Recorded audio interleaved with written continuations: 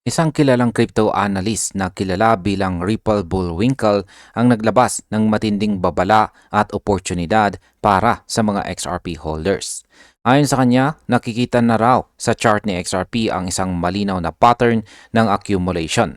Sinyales na may mga malalaking buyers na tahimik na pong nag-iipon bago ang isang malakas na rally. Sa kanyang video analysis, sinabi po ni Ginoong Winkle na ang mga technical signals ngayon ay sabay-sabay na nag-a-align para sa isang breakout na matagal na pong hinihintay ng mga traders.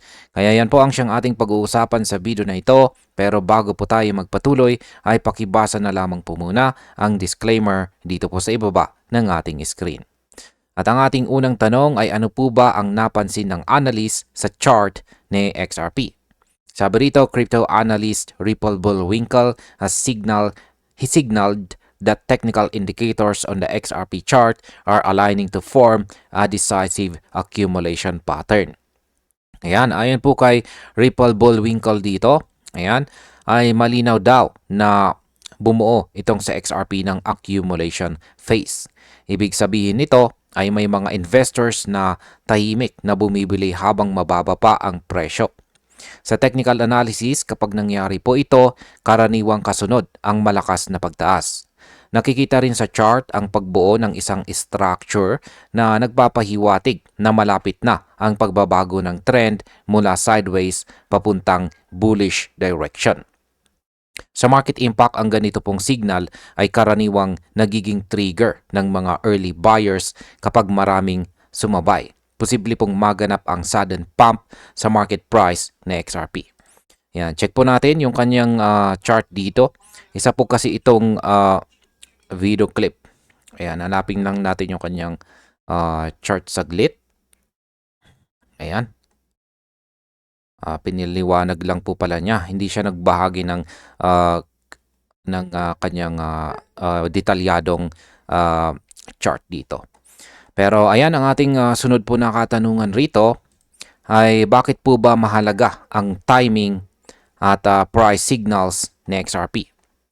Sabi rito ay in an attached video, he urged viewers to focus on a sequence of timing and price signals that in his view indicate systematic buying pressure and repeated successful retest of support. Ayan. Ayan po ulit yung kanyang video. Sa kanyang video na ito ay pinaliwanag po ni Ginoong Winkle na ang susi sa galaw na XRP ay nasa timing at saka price signals. Ayon po sa kanya, paulit-ulit na tinatanggihan ng presyo ng XRP na bumaba sa isang particular na support level. Ibig sabihin, may consistent buying pressure po sa ilalim at ito ay sinyalis ng systematic accumulation. Para kay Ginoong Winkle, ang ganitong pattern ay hindi po aksidente, kundi indikasyon ng matibay na confidence mula sa mga malalaking players.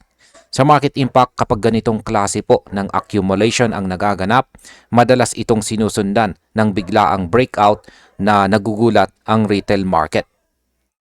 Ngayon ay paano po niya inilalarawan ang galaw ng presyo? Sabi rito, he described the price action as orderly and repeatedly defended on dips and characterized the recent formation as preparatory for a significant upward movement in the token's price. Ayan, ipinakita po ni Ginoong Winkle na ang price action ng XRP ay tila kontrolado at maayos. Sa tuwing bumababa po ang presyo, agad itong napupuno ng mga buyers. Ang ganito pong klaseng galaw ay hindi random. Ito po ay karaniwang paghahanda bago ang isang malakas na pag-akyat. Para sa kanya, si XRP po ay nasa yugto ng calm before the storm, kung saan unti-unting inaayos ng market ang position bago ang isang malaking rally. Sa market impact, kapag napansin ng mga traders na ganito ang structure, kadalasang sumasabay sila bago pa man mangyari ang breakout. Kaya lumalakas lalo ang momentum. Ngayon ay ano naman ang sinasabi ng market behavior ngayon? Sabi rito, the analyst emphasized that recent pullbacks have been met with consistent buying and that multiple technical signals are converging simultaneously. He argued these signals are not isolated noise but instead represent coordinated accumulation by market participants. Ayan. Binanggit din ng analyst na bawat pagbaba ng presyo nitong mga nakaraang linggo ay agad sinasalubong ng mga buyers. Bukod pa rito, sabay-sabay na lumalabas ang iba't ibang technical indicators na pabor po kay XRP. Para kay Ginong Winkle, hindi ito simpleng ingay ng market, kundi malinaw na palatandaan ng coordinated accumulation mula sa mga institution o whale investors. Kaya ang market impact po nito ay ang coordinated accumulation ay karaniwang nagbubunga ng malakas na rally dahil sabay-sabay ang pagbili ng malalaking accounts na nagtutulak sa presyo pataas. Ngayon ay kailan naman po posibleng mangyari ang breakout? Sabi po rito tungkol dyan ay the narrative presented in the video stresses that momentum is building and that traders should be alert to a near-term breakout if the technical setup happens as portrayed. Yan, ayon po sa kanya, hindi na malayo ang breakout ng XRP. Habang tumitindi ang momentum, posibleng mangyari ito sa mga darating na linggo. Pinayuhan po niya ang mga traders na maging alerto at handang mag-react kapag lumabas ang confirmation sa chart. Kung mangyayari po ito ayon sa kanyang projection, maaari raw magbukas ng bagong yugto ng bullish run sa XRP. Sa market impact, kapag nakumpirma po ang breakout, malaki ang posibilidad na maabot po muli ni XRP ang psychological level na $5 at magpatuloy pa sa mas mataas depende po sa volume. Ano naman ang papel ng mga political developments sa rally? Sabi rito ay alongside the technical analysis, the analyst connected market optimism to recent public events involving Ripple as a company.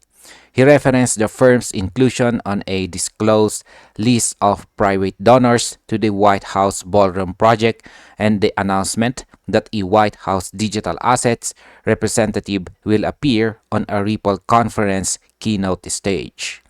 Yan, isa pang nakikita ni Ginong Winkle na nagpapalakas ng loob ng market ay ang mga political events na kinasasangkutan ng Ripple mismo. Isa na po rito ang pagkakasama ng kumpanya sa listahan ng mga private donors ng White House Ballroom Project. Bukod pa rito, inannounce rin ng Ripple na isang opisyal mula po sa White House Digital Assets Team ang magiging keynote speaker sa Ripple Swell Conference. Kaya ang market impact po dito ay ang ganitong mga koneksyon sa gobyerno ay nagpapalakas ng kredibilidad ni Ripple sa mundo ng institution. At ito ay maaari pong magdulot ng mas mataas na kumpiyansa kay XRP bilang digital asset. Ngayon ay totoo bang kumpirmado ang mga ulat tungkol kay Ripple? Sabi rito ay media reports and the donor list confirm that Ripple appears among contributors to the privately funded White House Ballroom Initiative, a development widely reported across outlets. The company also publicly announced that a White House digital assets official will join its Swell Conference as a keynote speaker. Ayan po ulit, kumpirmado po sa mga ulat ng media at sa opisyal na donor list na kabilang nga si Ripple sa mga nagbigay pondo sa White House Ballroom Project. Sa kabilang banda, opisyal ding inannounce ng kumpanya na darating ang isang White House Digital Assets official bilang keynote speaker sa kanilang Swell event. Ibig pong sabihin, hindi ito haka-haka kundi tunay na pangyayari na nagbibigay ng malaking kredibilidad sa kumpanya. Ang market impact po dito ay ang ganitong uri ng visibility ay nakapagpapataas ng tiwala ng mga investors at maaring magsilbing catalyst para sa institutional entry sa ecosystem ni XRP. At bilang panghuling katanungan ay ano po ang dapat nating bantayan bilang mga traders at investors? Sabi rito tungkol dyan ay the analyst position the combination of technical accumulation and heightened institutional visibility as a compound signal that could influence short to medium-term market sentiment. He urged market participants to recognize the technical setup and the potential for outside developments to act as reinforcement. Pinagsama daw po ni Ginoong Winkle ang dalawang elemento. Yan, ay ang technical accumulation at ang institutional exposure bilang dahilan ng posibleng pagtaas ng presyo ng XRP. Para po sa kanya, ito ay hindi simpleng bullish setup, kundi kombinasyon ng technical at fundamental na lakas. Pinayuhan niyang tayong mga traders at investors na bantayan ang mga susunod na galaw sa chart at maging handa po tayo kung sakaling magbago ang momentum. Sa market impact, kung magsabay po ang technical breakout at saka institutional hype, maaaring magbukas po ito ng bagong bullish cycle para kay XRP sa short hanggang medium term. At bilang panghuli, ang aking opinion naman po tungkol dito ay kung pagsasamahin natin ang lahat ng ito, ang consistent buying pressure, ang pattern po ng accumulation at ang political exposure ng Ripple, malinaw po na may malaking potensyal na umakyat si XRP. Pero gaya po ng lagi nating sinasabi, ay wala pong kasiguraduhan sa market. Maring tama po ang forecast dito ni Ginoong Winkle, pero dapat pa rin po tayong maging handa sa anumang biglaang pagbabago ng trend. Para po sa atin, magandang pagkakataon ito para obserbahan ang chart at magplano po ng maayos na entry. Si XRP ay tila nasa gitna ng malaking yugto sa kanyang kwento. At kung tama po ang mga signal, posibleng maging isa ito sa mga pinakamalalaking rally ng taon. At ayan, hanggang dito na lamang po tayo sa video na ito mga ka-crypto. Maraming salamat sa panonood.